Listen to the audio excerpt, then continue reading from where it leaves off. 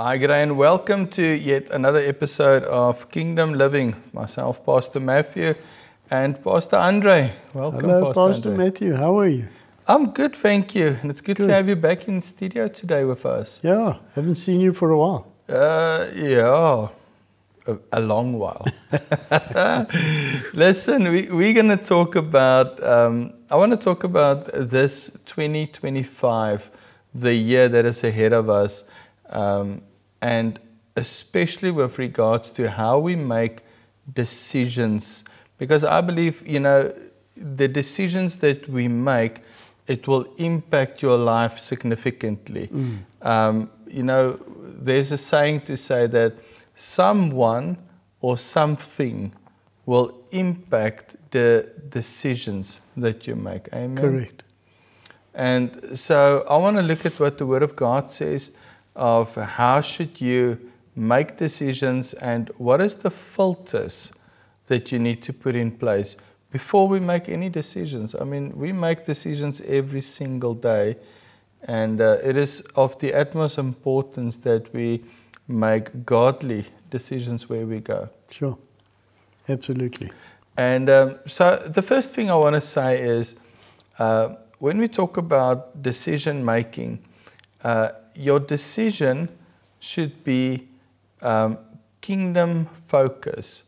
And I want to say that our decisions must be the primary focus of everything we decide must go through a filter. And I'm calling it filter because, everybody's using filters. You've got your own little filter in your head that you run things through whenever you decide things. We do it, but nobody at home does that. It's just us. No, I'm joking. But we all do that. And so where's the filter that you use when you make a decision? And the very first filter that the Lord showed me was to say, Matthew, really put in place that your focus will be kingdom. And so, Pastor Andre, how do we make a kingdom decision?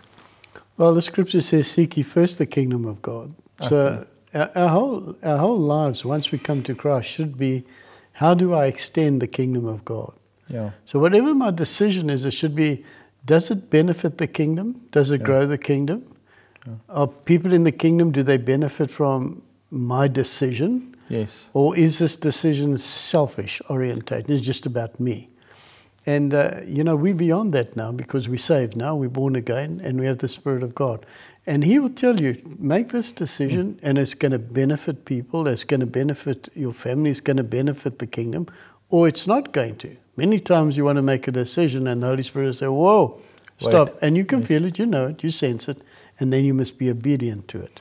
Yeah, because obviously if the kingdom of God is not going to benefit through that, and so maybe it's a business decision that you need to make. Sure. And I remember this, I had a counseling session with this one guy, and he came to me and he said, Matthew, I'm so broken down, I don't know what to do because I've lost my business, I'm completely broken. I said, well, what did you do? He said, I had a business transaction with a Muslim and I built a big mosque for them. And now they refuse to pay me. He says, can you please pray with me so that the guys can pay me? I started laughing. I said, what are you talking about? I said, you went and built a place of worship for Satan, for the Antichrist, and now he doesn't want to pay you and you are upset about it. What did you expect? Yeah. Did you expect the enemy to actually pay you for building them a place of worship? Sure. And, talking about filtering your decisions, when you are at a crossroad and you need to make a decision, it could be a business decision, for example, like this guy at this project, to say, Lord, it is definitely not going to, promote the kingdom of God. And so it should be a no-brainer. Let me give you another story, a positive story on that. I used to be a representative. I used to sell mag rims for motor cars. Okay. And at 3 o'clock in Durban, where I worked, was bar time. Everybody goes to the bar, 3 o'clock on a Friday. And Okay. I had got no sales that week. I was driving and I was saying, Lord, what do I do? Give me something. And I drove past Kempster Ford, the biggest Ford dealer in Durban. And I heard the Lord say, go in there. Now here's another thing. You're talking about the kingdom of God. And the kingdom of God, you make decisions because God tells you to do it. It's part of the kingdom. Yes. I go in there. The lady says, who are you? I said, I'm Andre. I'm here to talk to the directors about wheels. Oh, they're in a meeting. They're waiting for you. Please go in there. What? No, I'm an opportunist. I thought, Lord, you done something for me today. And I had my bag with all the brochures, walked in there. Oh, thank you, Andre, for coming. And I give them all the brochures of all these. But you didn't set up a meeting with Nothing. them. And I give them the brochures of all this, of this incredible German Magnum which had a lock-up cap. It was called a Central wheel. And Oh, any my rate, word. the guy said, yeah, we'll take these. We'll take a container of this. And they took such big telephone numbers. I was stunned. Go to the lady in the front. She'll give you the order. I go to the lady and they write out the order. I go back to the office. And I'm thinking, I've done more deals today than this company's done in the last 6 months because it was hundreds of thousands of rands. What are you saying? I give the order in. I say, what happened? To myself, the Holy Ghost led me. Now, here's the end of the story. So we have a motor show 6 months later, and my competition comes to me, and they were called Autoquip. And they come up to me and they say, Andre, who was that German guy that came to Durban Oh, my and word. sold all the Kempster Ford, all these German Magnums? What happened he told me, he said, I had a meeting with them, but they said the German guy got there first, so I never went to the meeting. What? I kept quiet. You I were never that said German anything. guy. I thought these guys are going to kill me if they find out it's me.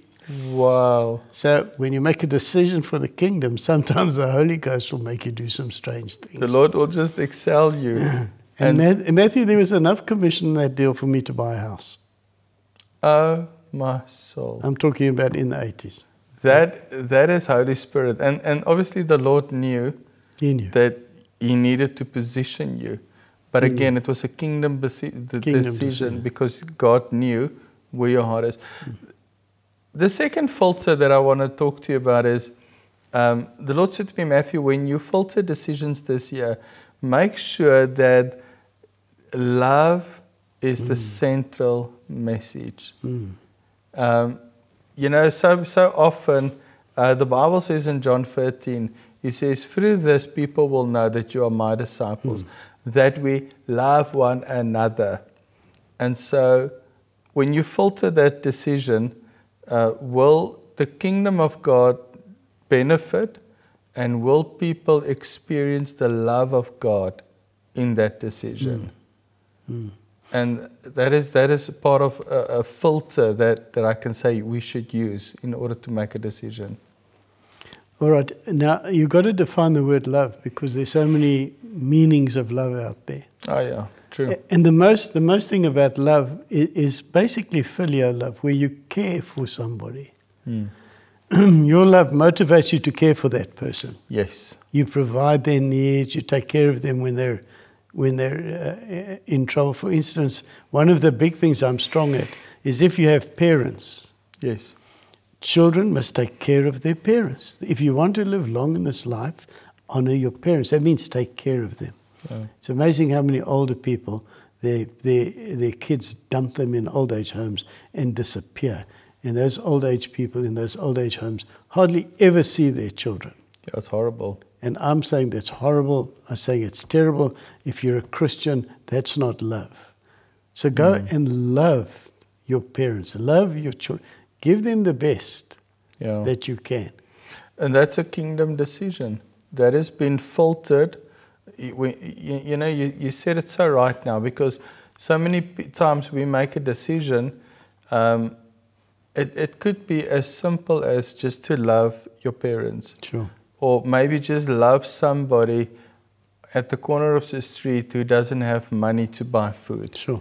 Just love on him and go and buy him something to eat, because through this, I mean, the disciples came to Jesus and they said, Lord, when did we do this for you? Jesus was saying, you know, you fed me when I was hungry, when I was in prison, you came and visited me.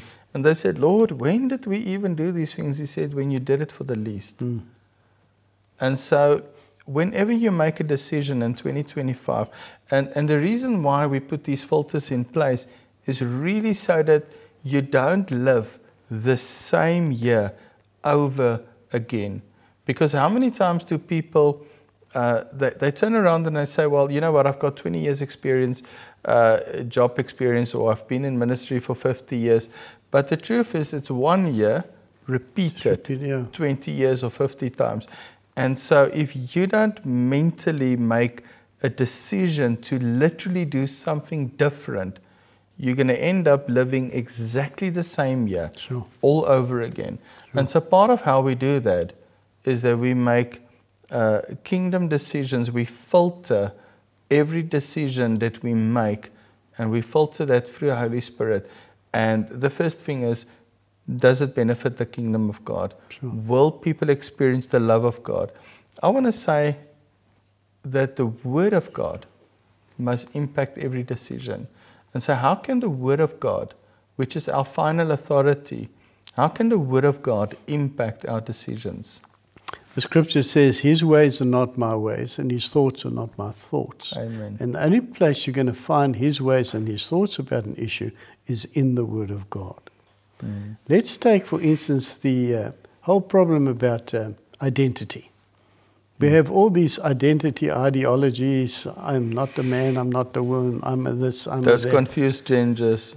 That's confusion, you see. And eventually you've got to say, but what does the Bible say? The Bible says man and woman. The Bible says man must marry woman and must have children.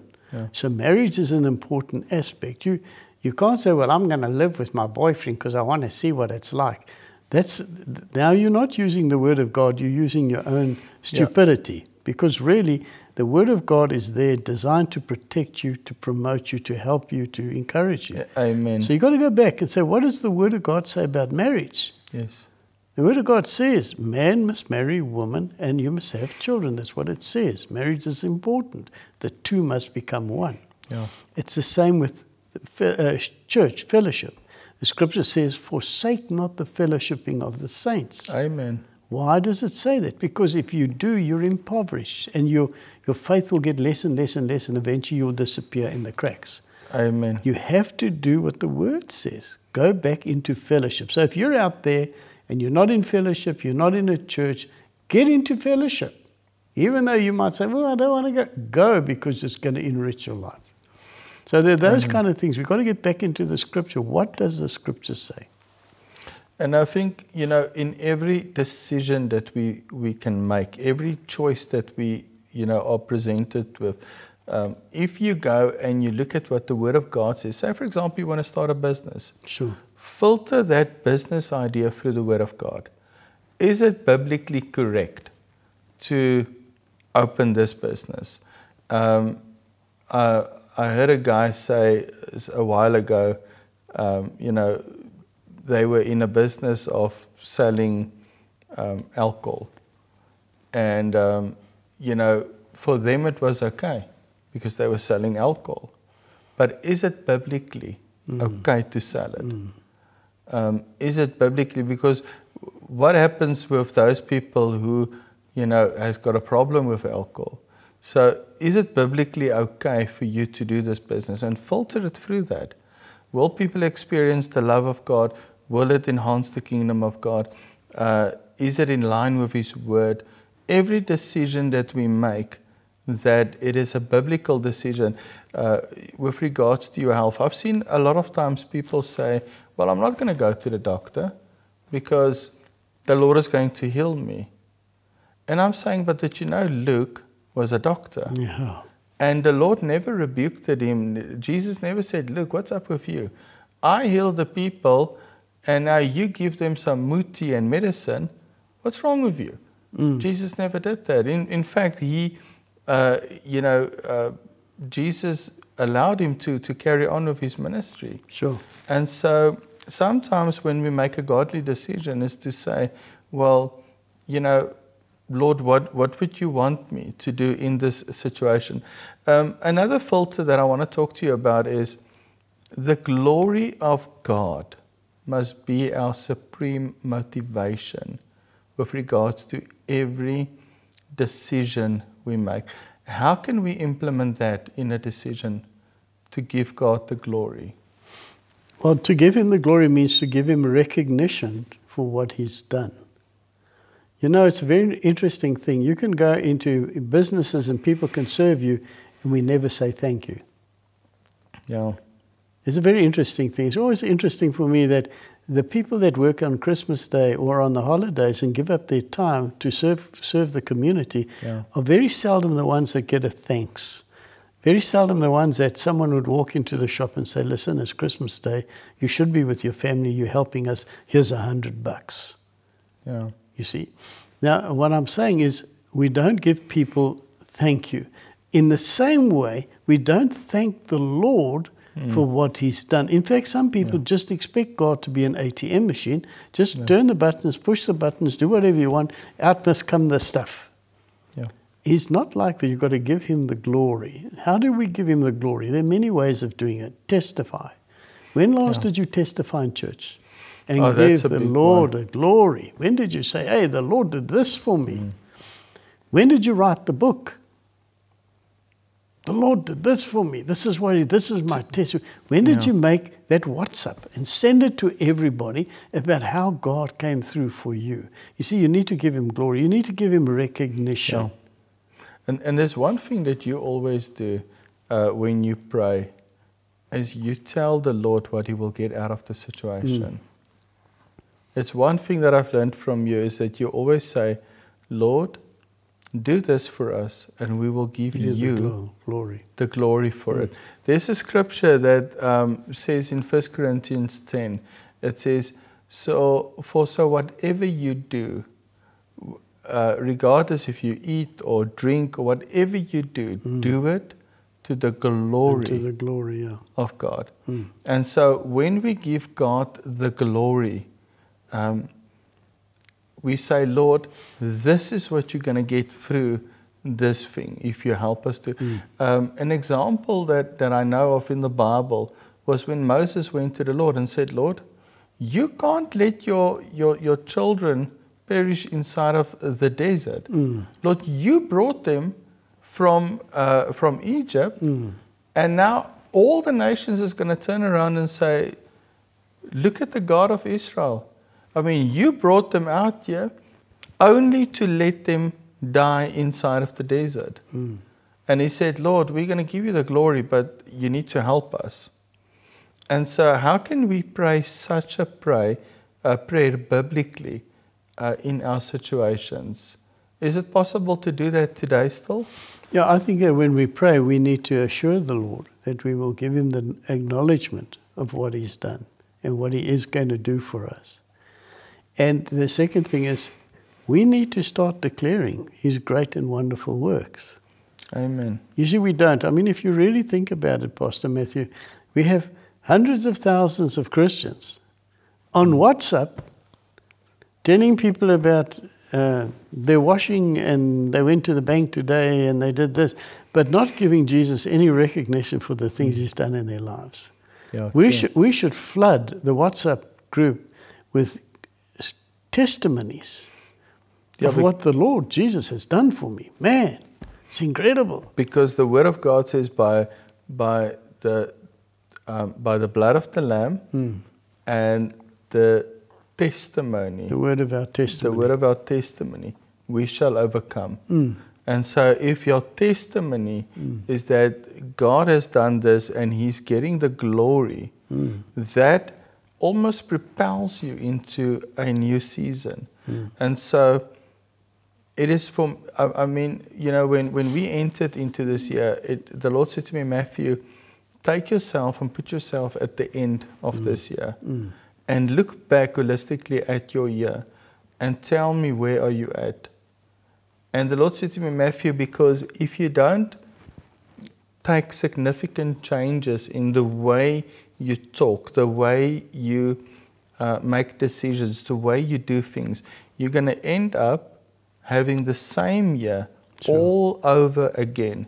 And the Lord said to me, Matthew, think before you talk, think before you make decisions, and put these filters in place. Sure. And so I want to say to each and every one of you at home today, put a filter in place, put a guard in front of your mouth. And so with every decision you make, put the kingdom of God first. Sure. Will the kingdom of God benefit through that decision? Will they experience the love of God? There's no point in making a decision and then people say, I can't believe that guy has done this or that, and he calls himself a Christian. Sure. Let them experience the love of God through your choices. The Word of God must be your final authority. Sure. So whatever you decide, let it be in line with the Word of God. Because if it's not in line with the Word of God, it is not from God. I always say to people, people don't know the will of God because they don't know the Word of God. And so the last thing, tell the Lord what He's going to get through your life. Tell Him, say, Lord, if you do this for me, Lord, you will get the glory. This is what you will get through my life. And be serious when you do that with the Lord. Because the Word of God says, for whatsoever a man sow, that he shall also reap. And we can't mock around with the Lord. Guys, we've run out of time. Pastor Andre, thank you once again. Thank you, Pastor Matthew. And guys, have a wonderful week. And I'll see you same time, same place next week. Thank you. Bye-bye. Bye.